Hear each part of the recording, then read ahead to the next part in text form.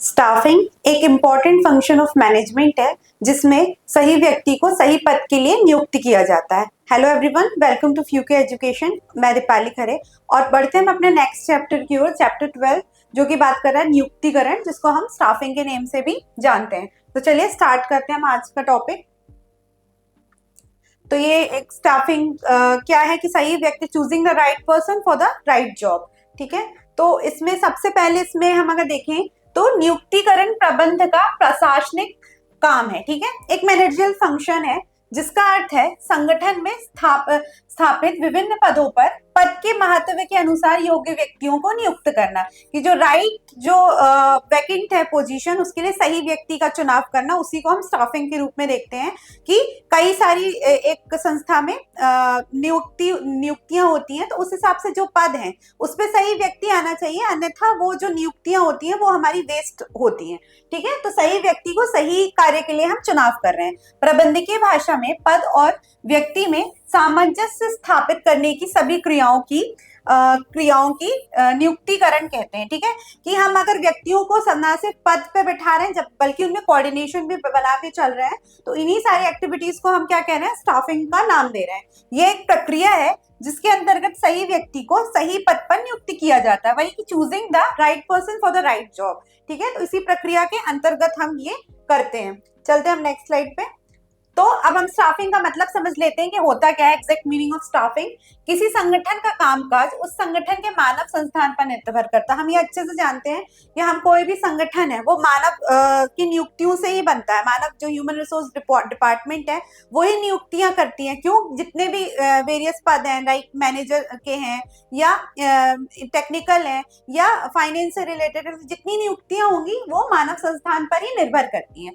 उसका विकास मुख्यतः कुशल और गुणवत्तापूर्ण कर्मचारियों की नियुक्ति पर करता। अब वो ग्रो कैसे करेंगी, डेवलप तब करेंगी जब कर्मचारी हमारे कैसे हैं, गुणवत्ता, कैपेसिटी लेके आ रहे हैं, वो गुण लेके आ रहे हैं, क्वालिटीज लेके आ रहे हैं जो वो उस पोस्ट के लिए डिजर्व करते हैं। तो उनकी नियुक्ति अगर हम सही करेंगे तभी हम संस्था के आगे तक लेकर जा सकते हैं। ठीक है, संगठनात्मक संरचना की योजना बनाते और चयन करने के बाद स्टाफिंग अगला चरण है। अब हमने सबसे पहले क्या देखा था, प्लानिंग की थी, योजना बनाई थी, उसके बाद क्या किया था, योजना बनाने के बाद संगठन किया लोगों का, कार्यों का। अब हम नियुक्तियां कर रहे हैं, जो पद खाली थे उसके लिए हम उपयुक्त व्यक्ति का चयन कर रहे हैं। ठीक है, तो उसी का स्टाफिंग अगला चरण है। इस चरण में सही लोगों को सही पदों पर नियुक्त किया जाता है, कि लाइक जो भी डिजर्विंग है। जैसे आप अगर एक मैनेजर की नियुक्ति करें तो उसके लिए आप एमबीए क्वालिफिकेशन देखेंगे, वो क्या एक्सपीरियंस गेन करके आया।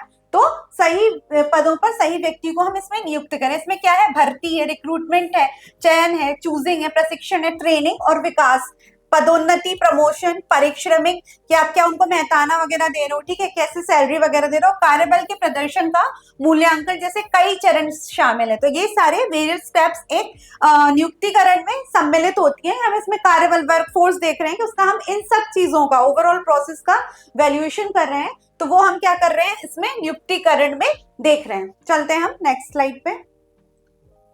इसलिए स्टाफिंग एक प्रबंधन कार्य, मैनेजर का ये थर्ड फंक्शन है। फर्स्ट प्लानिंग है, सेकंड ऑर्गेनाइजेशन और थर्ड है स्टाफिंग, जिसमें संगठन के लिए उपयुक्त उम्मीदवारों की नियुक्ति। ठीक है, हम क्या कर रहे हैं, उपयुक्त उम्मीदवार, सबसे पहले हम एप्लीकेशंस वगैरह मंगाते हैं, उनकी नियुक्ति कर रहे हैं, उनके कौशल, उनकी कैपेसिटी, जो उनका क्वालिफिकेशन है, जो भी कैपेसिटी है, नॉलेज है उनका, उसका मूल्यांकन, उसका वैल्यूएशन करके और उनके कौशल के आधार पर, ठीक है, जो भी उनके पास विशिष्ट भूमिकाएं सौंप कर दी जाती हैं, जो भी उनका स्पेशलाइजेशन है, कि वो कौन सी डिग्री लेके आ रहे हैं, क्या नॉलेज है उनकी, क्या कैपेसिटी है, क्या एक्सपीरियंस है, उसके हिसाब से हम उनकी पोस्टिंग करेंगे। ठीक है, तो यह किसी संगठन का मानव संस्थान आवश्यकताओं को पूरा करने से संबंधित है। तो ये ह्यूमन रिसोर्स डिपार्टमेंट में एक मानव की नियुक्तियों से रिगार्डिंग है। ये कौन करता है, एचआर डिपार्टमेंट करता है। इसके लिए हर संस्था में आपको रिक्रूटमेंट डिपार्टमेंट मिल जाएगा एचआर का, जो विभिन्न पदों को भर्ती करता है मनुष्यों की, उनके कार्य के अनुसार या स्पेशलाइजेशन के अनुसार। चलते हैं हम नेक्स्ट स्लाइड पे। तो स्टाफिंग का महत्व, अब इसका इंपॉर्टेंस क्या है तो देख लेते हैं। किसी संगठन में उचित स्टाफिंग में कई लाभ मिलते हैं। क्या क्या लाभ है, कार्यबल आवश्यकताओं की पहचान, ठीक है, वर्क फोर्स की नीड क्या है कि कैसे कैसे हम कार्यबल करेंगे उसकी हम पहचान कर सकते हैं। तो यह संगठन के भीतर विभिन्न नौकरी भूमिकाओं के लिए आवश्यक कार्यबल को निर्धारित करने में मदद करता है। जितनी भी विभिन्न नौकरियां हैं, जितने भी पद हैं, मैनेजर से प्यून तक के पोस्ट के लिए अगर किसी भी संस्थान में निकले हुए हैं तो वर्कफोर्स डिसाइड करने में ही हमारी मदद करता है। सेकंड है प्रदर्शन अनुकूलन, ठीक है, सही लोगों को सही पदों पर रखने से बेहतर प्रदर्शन और उत्पादकता प्राप्त होती है। राइट प्रोडक्टिविटी, हमें अगर हम सही डिजर्विंग कैंडिडेट को सही पोस्ट पे रख रहे हैं तो उससे क्या है, प्रोडक्टिविटी बढ़ेगी, काम में आपको रिजल्ट्स अच्छे मिलेंगे, तो और परफॉर्मेंस भी बेटर होता है, ठीक है। संगठनात्मक विकास सुनिश्चित करता है, ठीक है, तो उत्तराधिकार नियोजन के माध्यम से यह संगठन के निरंतर अस्तित्व और विकास को सुनिश्चित करता है, ठीक है। जब हमने एक सौपन श्रृंखला बना ली, नियोजन कर लिया, तो नियोजन के माध्यम के बाद हम क्या है कि संगठन के निरंतर अस्तित्व, मतलब जो बैकग्राउंड होगा या वो कैसे ग्रो करेगा उसको सुनिश्चित करने में ये मदद करता है। संगठनात्मक जो सौपन श्रृंखला है, स्केलर चेन है जो हम फॉलो करते हैं, उसमें उच्च से निम्न तक के अधिकारी पदस्थ होते हैं, तो उसमें भी एक उत्तराधिकार और ये सारी चीजें कि कौन किसका बॉस होगा, कौन एम्प्लॉय होगा, ये सारे विकास की ओर हमें सुनिश्चित करता है, ठीक है। नौकरी की संतुष्टि में सुधार, ठीक है, स्टाफिंग वस्तुनिष्ठ मूल्यांकन और उसके योगदान के लिए उचित पुरस्कार के माध्यम से कर्मचारियों के बीच नौकरी की संतुष्टि को बढ़ाने में मदद करता है, ठीक है। जो एक सेटिस्फेक्शन होती है, वर्क की जॉब सेटिस्फेक्शन है, वो प्रोवाइड कर रहा है, तो उसमें क्या हम इसका वैल्यूएशन कर सकते हैं, कुछ ना कुछ अपना परफॉर्मेंस से योगदान दे सकते हैं। और उचित पुरस्कार की अगर उसने वो मूल्यांकन किया, फिर उसकी हमने परफॉर्मेंस तोली कि हाँ इसने बेस्ट टारगेट अचीव किया है, तो हम उस हिसाब से उसका मूल्यांकन करके कुछ ना कुछ पुरस्कार मतलब बोनस दे सकते हैं या कुछ प्राइज वगैरह दे सकते हैं। तो कर्मचारियों के बीच इससे क्या है, जॉब सेटिस्फेक्शन जो है, job security and job satisfaction बनी रहती है। चलते हम नेक्स्ट पे, व्यवधानों को रोकना, कार्मिकों की सटीक कमी को पहले से दर्शाने के कार्य प्रवाह में व्यवधानों को बचने में मदद मिलती है, क्योंकि फालतू के जो वेस्ट हैं, ठीक है, रिसोर्सेज वेस्ट होंगे, तो ये सारी कमियों को हम इससे रोक सकते हैं। जितने भी रिसोर्सेज का वेस्टेज है ये कम हो सकता है अगर हम सही व्यक्ति को सही कार्य सौंपते हैं। चलते हम नेक्स्ट स्लाइड पे।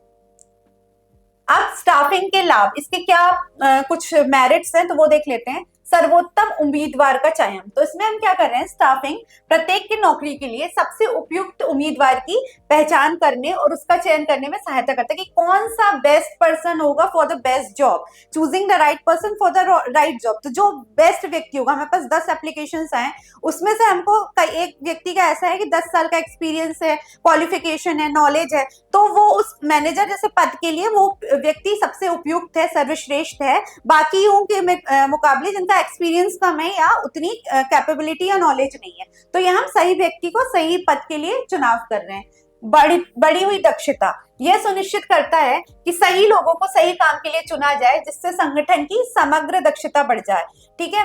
दक्षता मतलब जो ऑर्गेनाइजेशन उसकी भी कैपेसिटी बढ़ती है। अगर हमने राइट पर्सन को चूज किया है तो वो कोई भी गलत डिसीजन नहीं लेगा, हमेशा अपना कार्य जो है पूरे ईमानदारी से करेगा, या उसको नॉलेज होगा उस कार्य का, तो उससे गलतियां भी कम होंगी, तो इससे हमारा संगठन भी ग्रो करेगा, ठीक है। विकास के अवसर, जब सर्वोत्तम उम्मीदवारों का चयन किया जाता है तो संगठन की विकास की संभावनाएं बेहतर हो जाती हैं, ठीक है।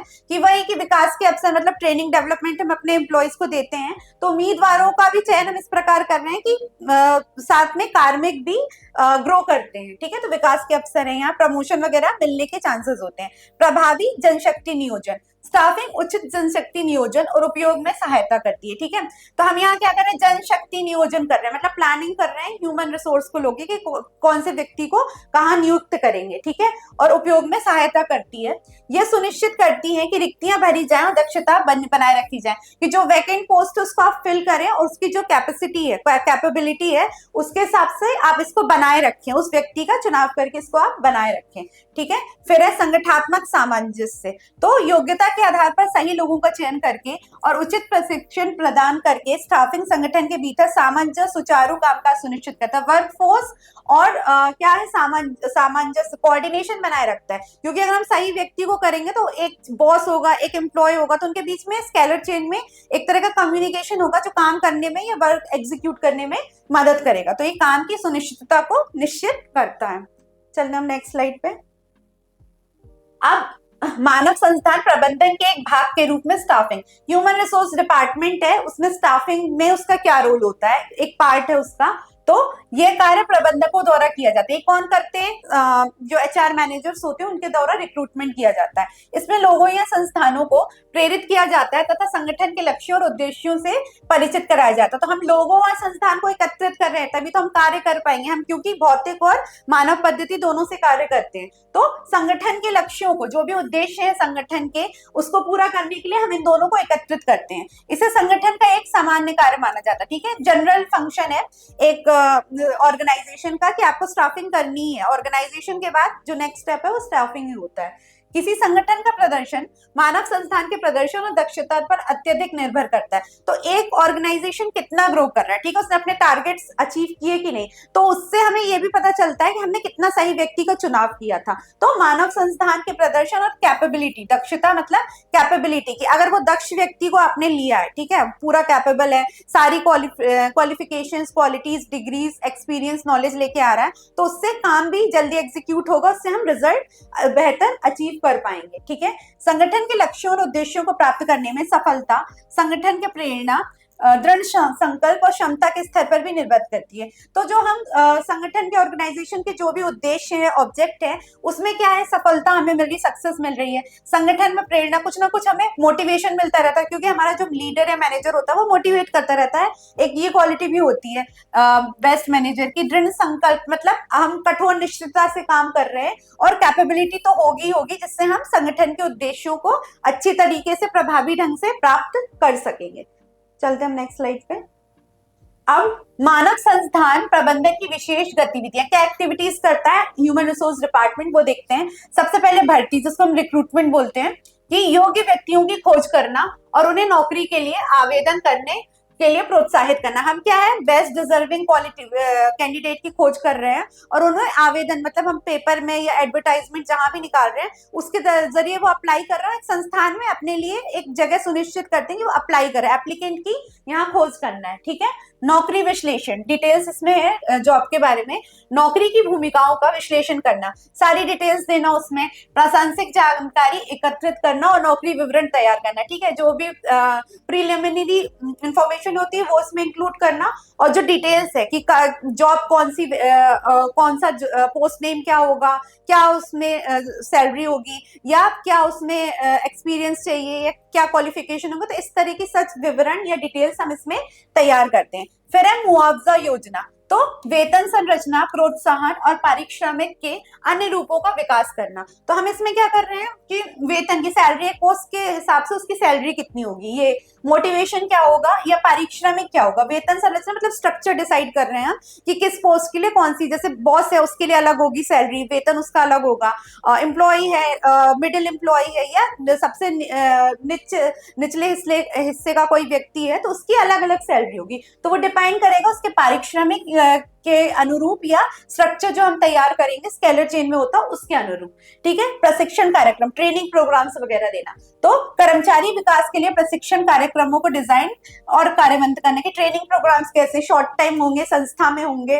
ठीक है, प्रशिक्षण एक जरूरी होता है, प्रशिक्षण से विकास जुड़ा होता है, दोनों साथ साथ प्रशिक्षण होगा तभी आप अपने कार्यस्थल पे बेहतर परफॉर्म कर पाएंगे, विकास कर पाएंगे। तो ट्रेनिंग हमेशा एक इंपॉर्टेंट पार्ट होती है किसी भी मानव संस्थान के अंतर्गत। ठीक है, शिकायत निवारण, अब इनका एक काम ये भी होता है कि लोगों की शिकायत करना, ठीक, शिकायत सुनना। ठीक है, तो कर्मचारियों की शिकायतों का प्रभावी ढंग से प्रबंधन करना, कि उनके पास जो भी वर्क को लेके आ रहे हैं या किसी भी तरह के मैनेजमेंट को लेके आ रहे हैं कि काम में किसी भी इंप्लॉय को कुछ प्रॉब्लम, ग्रीवियंसेस आ रहे हैं, तो ये उसका निपटारा करते हैं, ये भी उनका एक कार्य होता है।